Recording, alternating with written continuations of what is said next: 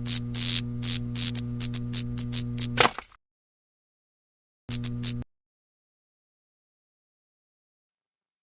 guys, welcome back to Dreamcraft Studios. My name is Alex, and this video is going to be the first in a long line of video introductions for Kill Teams in Kill Team 3rd Edition. Now, if you do want to see further videos along in this series, make sure you hit that subscribe button, give the video a like also, or comment down below if you want to see any particular Kill Teams in the future. Now, with that out of the way, let's get started.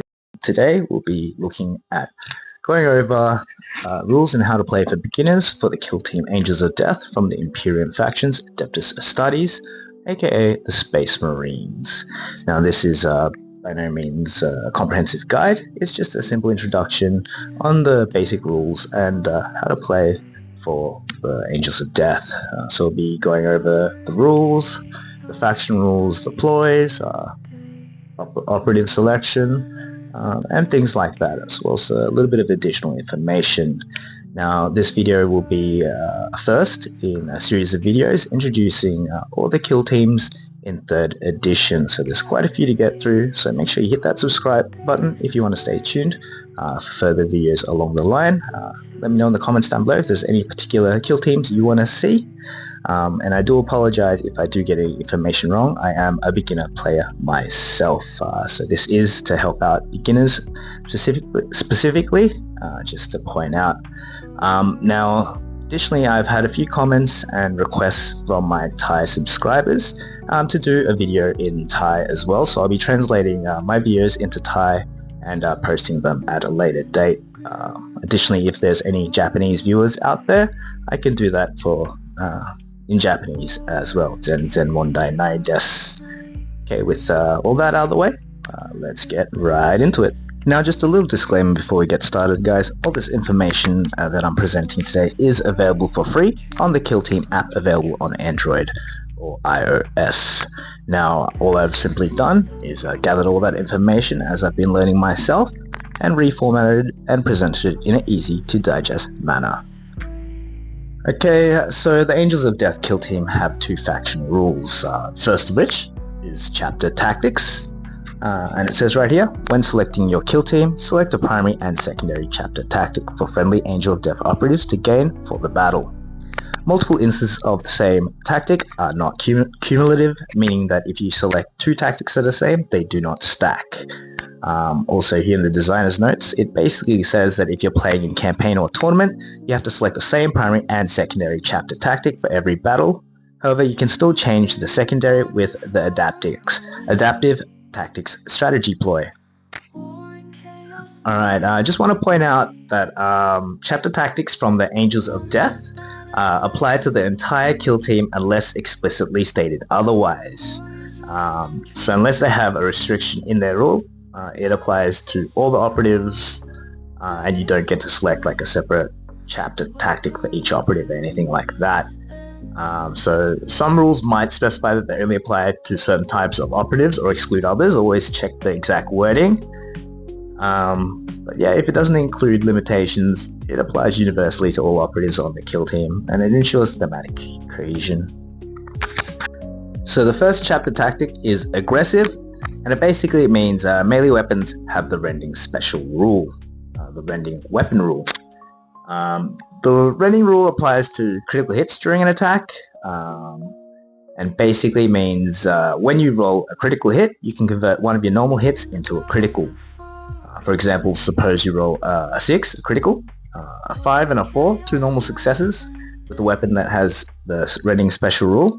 Rending allows you to convert one of your normal hits, the 5 or the 4, into another critical hit, giving you 2 critical hits and 1 normal hit. This makes rending particularly powerful for maximizing damage, as critical hits often deal more damage or bypass specific defensive abilities. So for number 2, we've got Dueler. Basically, once per sequence when fighting in melee combat, you can either A, use one of your normal successes to block a critical success, unless the enemy's weapon has the brutal weapon rule, or you can B, use one of your critical hits or critical successes to discard 2 of your opponent's attack dice, instead of the usual 1 during the parry step. So basically a 2-for-1 parry. Normally a parry lets you discard one enemy die. With this tactic, a single critical hit can remove 2 enemy dice, giving you a significant advantage in melee. This chapter tactic is excellent for melee focused units, particularly those with high number of attacks or critical focused weapons. And I think it's especially effective against opponents who rely on multiple hits, as it lets you dismantle their offensive potential pretty quickly. Number 3, I've got Resolute. You can ignore any changes to this operative's APL stat. Basically, this tactic prevents any modification, positive or negative, to the operative's APL stat. This basically ensures that the operative's ability to perform actions remain consistent, regardless of the effects that would normally reduce or increase their APL, such as stun abilities or things like that. Number 4, chapter tactic, we've got Stealthy. Basically, it enhances defense capabilities of your operatives by improving the effectiveness of cover saves. So when you're getting shot at, and you're eligible to retain any cover saves, you can either 1. Retain an additional cover save, or 2. Upgrade one cover save to a critical success, which is basically an automatic save. Now do keep in mind, it's not cumulative, so it doesn't stack. It doesn't stack with things like Vantage Terrain. Vantage Terrain already gives enhanced benefits. Basically, the tactic only applies when the operative benefits from cover, so i.e. being partially obscured by terrain or using concealed orders. And it's really good to, give you that extra cover save, or it's effective at stopping high damage attacks using the critical. Chapter tactic number 5, Mobile. So as the name suggests, it emphasizes agility and flexibility and allows operatives to reposition and engage in combat more effectively. So there's 2 parts to the rule. The first one is it allows the operative to perform a fallback action for 1 less AP, which normally costs 2 AP. And part 2, the operative can perform the charge action while within the control range of an enemy operative and can leave that operative's control range to do so, but then normal requirements for that move apply. So basically, normally an enemy operative within 1 inch exerts control and your operative cannot perform actions like charging while controlled. This rule lets the operative ignore that restriction and still perform a charge action, even if the action starts while engaged or being controlled. The operative can declare a charge and move into engaged range of another enemy or the same one, despite being in control range. This allows for aggressive repositioning, breaking away from being pinned down while still engaging in combat, and it's perfect for breaking through enemy lines or re-engaging a more advantageous target. I think it adds versatility in combat, as the operative can dynamically respond to changing battlefield conditions and can help an operative escape a disadvantaged melee fight while still contributing to the fight. But I wouldn't say it's a fallback replacement, and as the rules state, the normal charge rules still apply, so the operative still needs to meet the standard rules of declaring a charge, distance and target visibility and whatnot. Alright, chapter tactic number 6, Hardy. This one's pretty simple. Basically, when getting shot at, your defense dice critical successes on a 5+. And for chapter tactic number 7, we've got Sharpshooter. Basically, it means whenever you're shooting during activation which you haven't performed a charge, fallback or reposition action, the bolt weapons have a severe weapon rule. Basically, the severe weapon rule means that if you don't roll any critical successes on your attack, you can change any of your normal successes to a critical success. And any additional rules that normally take effect during critical success, for example, devastating or piercing crits, still do. And finally, for chapter tactic number 8, we've got Siege Specialist. Basically means the operative's ranged weapons have the saturate weapon rule, essentially meaning that the defender doesn't get to retain any cover save. Alright, time for Angels of Death faction rule number 2, Astartes. So it's a 2-part rule. Part number 1, it says right here, during each friendly Angel of Death operative's activation, it can perform either 2 shoot actions or 2 fight actions. If it's 2 shoot actions, a bolt weapon must be selected for at least one of them. And if it's the bolt sniper rifle or heavy bolter, one additional AP must be spent for the second action if both actions are using that same weapon. And number 2, each friendly Angel of Death operative can counteract regardless of its order. Now, I was a little bit confused for this one, so I did a little bit of extra research. There's 2 parts I'd like to go over. Firstly, where it says counteract regardless of its order. This basically means all operatives in the team can perform a counteract activation even if their current order is engage or conceal. This is a unique advantage for the Angels of Death, as most teams typically face restrictions on actions based on their operative's order. It allows greater tactical flexibility, ensuring astartes can contribute effectively in any situation regardless of their positioning or their order. What counteract is basically in Kill Team 10th edition, let's say you have less operatives than your enemy player, and you have no operatives left to activate during a turning point, but it's your turn. You can perform a counteract activation. So you can choose an operative that has already been activated, perform one free, one APL action, such as shoot, dash, pick up. However, all movements are limited to 2 inches, and that's a hard limit. So regardless of it's whether it's a charge, a reposition, or a dash, it's a hard limit of 2 inches. It can never be more than that, and you cannot repeat the same one APL action multiple times for the same operative in that same turning point. Okay guys, moving on to strategic ploys. Now a strategic ploy can be employed at the beginning of a new turning point in the strategic phase. Now the first strategic ploy we have is Combat Doctrine, and essentially it gives you the balanced weapon rule, which allows you to reroll your attack dice. Now you have to select one of your combat doctrines, either Devastator Doctrine, which gives you the rule when you're shooting operative more than 6 inches away from you, the Tactical Doctrine, which gives you the balance rule shooting operative within 6 inches of it, and the Assault Doctrine rule, which gives you the balanced weapon when fighting or retaliating. And the next strategic ploy is And They Shall Know No Fear. Basically, it allows you to ignore any stat changes to any of your units from being injured or losing any wounds, and this also includes any of their weapon stats that are affected. The third strategic ploy is Adaptive Tactics. It basically allows you to switch out your secondary chapter tactic for another from the list.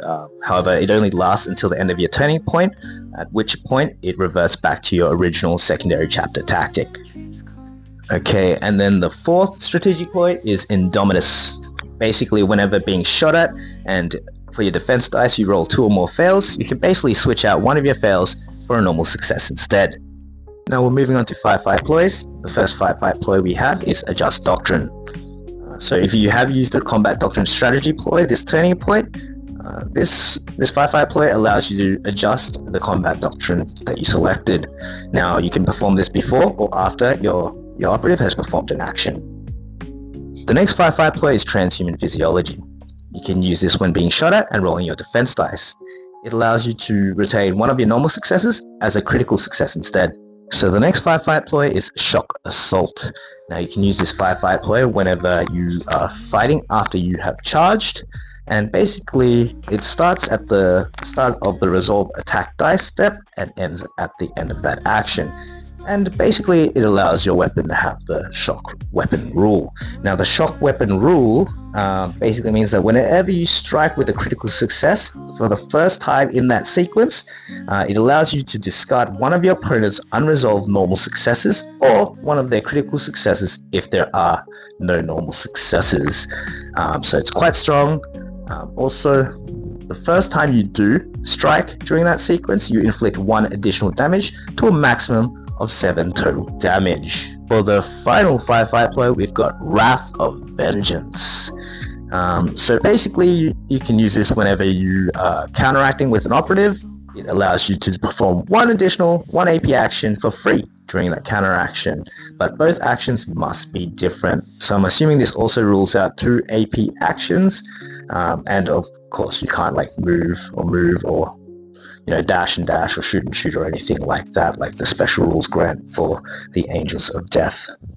Next, moving on to equipment. Now, I'm just going to be going over the faction equipment, not universal equipment. You can find those rules on the Kill Team app. I'll specifically just be going over the Kill Team equipment that's specific to this team.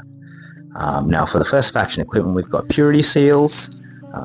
Basically, whenever you're shooting, fighting, or retaliating with one of your operatives, and you roll 2 or more fails, you can just change one of those fails into a normal success instead. Next faction equipment, we've got the Chapter Reliquaries, and it just allows you to use the aforementioned Wrath of Vengeance Firefight ploy for 0 CP, if the operative you selected is in the engage order. So the next faction equipment we have is Tilting Shields. You can use this rule once per turning point whenever your operative is fighting or retaliating after your opponent has rolled their attack dice. Basically, it means your opponent cannot retain any attack dice results of less than 6 as a critical. So it helps negate rules such as lethal, rending, or severe weapon rules, which modify normal successes into criticals. Moving on to the final piece of faction equipment, we have the Auspex. Once per turning point, when selecting a valid enemy unit within 8 inches of your unit to shoot, the enemy can no longer be obscured. This means cover or terrain that would normally make the target ineligible to target due to the obscured condition no longer applies.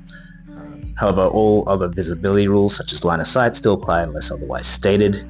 And of course, in cover still applies. So even if you use an Auspex to shoot a model that is obscured, the in cover rule still applies if the terrain grants it. The target gets its cover bonus, but it is no longer untargetable. Okay, let's have a look at team composition. So the Angels of Death kill team consists of 6 total operatives, inclusive of 1 kill team leader. So you can select 1 kill team leader. You can either select the Assault Intercessor Sergeant, or the Space Marine Captain. So firstly, looking at the Assault Intercessor Sergeant, you can select one of 2 loadouts for the Assault Intercessor Sergeant. So the first loadout you can select for the range weapon either a hand flamer or the heavy bolt pistol, and for the melee weapon you can choose a chainsword, fist, power weapon, or a thunder hammer. For the second loadout you can select a plasma pistol for the range weapon and a chainsword for the melee weapon. The Assault Intercessor Sergeant also comes with 2 rules. Firstly, you've got Doctrine Warfare. Whenever you would use the Combat Doctrine Strategic Ploy in Assault or Tactical, and this operative is in the kill zone, it'll cost you 0 CP. You've also got Chapter Veteran. After selecting your kill team, you can select 1 additional Chapter Tactic. So you'll have 3 total Chapter Tactics. Now, this Chapter Tactic can be reselected in Tournament and Campaign modes. For the Intercessor Sergeant, for the loadout, you've got 1 choice. You've got either the Auto Bolt Rifle, or the Stalker Bolt Rifle for the range weapon, and for the melee weapon, you've got the Chainsword, Fist, Power Weapon, or Thunder Hammer. Again, it also has the Doctrine Warfare rule and the Chapter Veteran rule, the same as the Assault Intercessor Sergeant. And the final choice for Kill Team Leader, we have Space Marine Captain. So for his loadout, you can use a Plasma Pistol for his range weapon and a Power Fist for his melee weapon. He's also got 2 rules. Number 1, Heroic Leader. Once per turning point, you can use a Firefight ploy for 0 CP if this is the activated operative. This does not include a command reroll. Or you can adjust a Doctrine Firefight ploy for 0 CP, only if this model is in the kill zone and not in opposition control. He's also got the Iron Halo, and it just means once per battle, whenever attack dice inflicts normal damage on this operative, you can ignore that inflicted damage. After selecting your kill team leader, you can then select 5 more kill team operatives to join him, totaling up to 6 total operatives for your Angels of Death kill team. Now, the Eliminator Sniper or the Heavy Intercessor Gunner, you can only select one or the other. You cannot have both, and you can only have a 1 maximum. Now, aside from that, you can select 1 Intercessor Gunner, 1 Assault Intercessor Grenadier, and 1 Assault Intercessor Warrior. Any remaining slots you have left, you can fill in with the Intercessor Warrior. So let's have a look at the Eliminator Sniper. So for his loadout, he's got the Bolt Sniper Rifle, the Bolt Pistol, and for melee, he's got Fists. He's also got a special action called Optics. It costs 1 AP, and when you use it until the start of the operative's next activation, whenever it's shooting, enemy operatives cannot be obscured. This operative cannot perform this action while within control range of an enemy operative. He's also got a Camo Cloak. Basically, whenever anyone is shooting this operative, you can ignore the Saturate Weapon rule. The Saturate Weapon rule ignores cover saves, so you can essentially negate that. This operative also has the Stealthy Chapter Tactic. If you have selected the chapter tactic, you can do both its options. Retain 2 cover saves, or 1 normal and 1 critical success. The Heavy Intercessor Gunner, 1 max for any unit, and he comes equipped with the Heavy Bolter and Fists. Nothing else much to say about him, so let's move on to the Intercessor Gunner, 1 max again for the unit. You got the Auto Bolt Rifle, or the Stalker Bolt Rifle as his primary ranged weapon, and then he also comes with an auxiliary grenade launcher. He also comes with fists for melee. The Assault Intercessor Grenadier, 1 max for the squad again, comes equipped with the heavy bolt pistol and a chainsword. He's also got a special rule Grenadier. This operative can use a frag and crack grenades. See Universal Equipment. Doing so does not count towards any limited uses you have, i.e. if you've selected those grenades from equipment for other operatives. Whenever it's doing so, improve its hit stat by 1. So quite useful there. And we've got next the Assault Intercessor Warrior, 1 max again, and he comes equipped with a heavy bolt pistol and a chainsword. And finally for the Intercessor Warrior, for his loadout, you've got a choice of an auto bolt rifle, a bolt rifle, or a stalker bolt rifle for ranged, and fists for melee. Let's have a look at some data cards, weapons, and some stats. So right here, we've got the stats for the Assault Intercessor Sergeant. He's got APL of 3, move 6 inches, 3+ save, 15 wounds. The Intercessor Sergeant has the same stats, and so does the Space Marine Captain. Now I've put all the data here for the weapons here for your viewing pleasure. However, I'm not going to go through them just because it's going to be very boring. However, I've also put down the special weapon rules here, as well as an explanation for each below. So firstly, if there's a range there, 6-inch or 8-inch, means the weapon is limited to a 6-inch or an 8-inch range. Now, Saturate, as I mentioned earlier, Defender cannot retain cover saves. Tauren, 1-inch. Basically, you select a valid primary target, then any number of targets within 1 inch of primary secondary targets, shoot against all targets in any order of your choice, rolling each sequence separately. So obviously if it says Torrent 2-inch, change that stat from 1-inch to 2-inch or etc. for any other data sheets. And moving forward, we've got Piercing Crits 1. The defender collects 1 less defense dice if you retain any critical successes. Again, if it says Piercing Crits 2, change the stat to 2. Moving on to Piercing 1, the defender collects 1 less defense dice. Next we've got Hot. So after using the weapon, roll a d6. If less than the weapon's hit stat, for this instance a 3+, it inflicts damage on the user equal to the dice result multiplied by 2. If used multiple times in a single action, i.e. a blast, still just roll 1d6. Lethal 5, critical successes are on a 5+ instead of a 6. Brutal means opponents can only block with critical successes. Shock, on first strike with critical success in each sequence, remove opponent's unresolved successes or a critical if normal successes are not available. And then Stun, if you retain any critical successes, subtract 1 APL from the opponent hit by the weapon until the end of its next activation. So we've got a few more rules for the Intercessor Sergeant that we can go over, specifically heavy dash only. Basically this means you cannot use the weapon in an activation that the operative has moved, nor can it move after using this weapon in the same activation. If specified in brackets that you can use this movement, i.e. dash only, that basically means you can only fire the weapon even after performing a dash in the same activation. However, you cannot do a reposition or a charge or any kind of full move and fire this weapon in the same activation. Moving on to some more data cards and weapons and stats. First up, we've got the Eliminator Sniper. He's got an APL of 3, 7-inch move, 3+ save, and 12 wounds. The Heavy Intercessor Gunner has an APL of 3, a 4-inch move, 3+ saves, and 18 wounds. The Intercessor Gunner has an APL of 3, 6-inch move, 3+ save, and 14 wounds. Now, some of the special weapon rules here that we haven't gone over yet. For the Eliminator Sniper, we've got Seek Light. When selecting a valid target, targets with a conceal order can't use light terrain as cover. This allows them to be targeted, but does not remove the cover saves, if any. Also, this operative has Silent on a lot of his weapons. Operative can perform a shoot action with this weapon while it has a conceal order. And then next, we've got Blast, 1-inch. Again, if it says 2-inch, 3-inch, adjust accordingly. Select a valid primary target. After shooting the primary target, shoot the secondary targets in order of your choice, rolling the sequences separately. Secondaries are within that 1 inch range of the primary target. And we've got Devastating 3. Again, adjust accordingly if it says Devastating 2 or 1 or etc.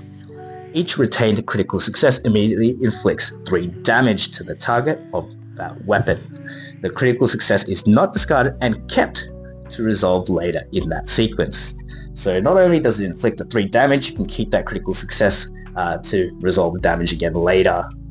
Alright, and for the final set of data cards, we've got the Assault Intercessor Grenadier with an APL of 3, move of 6 inches, 3 plus save, 14 wounds. The Assault Intercessor Warrior, APL of 3, move 6 inches, 3 plus save, 14 wounds, and the Intercessor Warrior, APL of 3, 6 inch move, 3 plus save, and 14 wounds. Now all the special weapon rules have been mentioned before, so I won't go over that. However, I'll leave this up here for your viewing pleasure. So guys, that's pretty much all you need to know to get started as a beginner with the Angels of Death Kill Team. Now do keep in mind all this information I've provided here is available for free on the Kill Team app, available on Android and iOS. So feel free to download, check it out there. It makes playing a lot easier, having it right there available on your phone. Feel free to use any of these screenshots in any of your games to help assist during the gameplay. If I got any information wrong, I do apologize. Please correct me in the comments below so we can all learn together.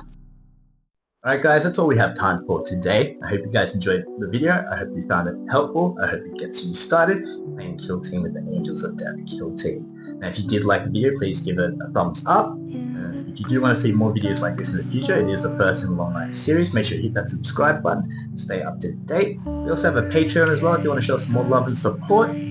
Please check out our Patreon, and Patreon members will be able to pick next videos coming up as well. So I'll start working on that with some Thai videos and possibly Japanese videos coming up along the way to make sure all our international viewers can play Kill Team. Galaxy so cold they sway. Welcome to this endless fray.